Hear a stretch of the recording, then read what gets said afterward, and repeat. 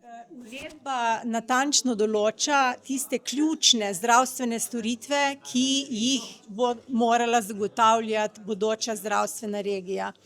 Iz teksta ugotavljamo, da v Splošni bolnišnici Brežice izvajamo prav vse te ključne storitve na področju zdravstva, sekundarni ravni, zato menimo, da bi regija Posavje morala biti predvidena kot samostojna zdravstvena regija.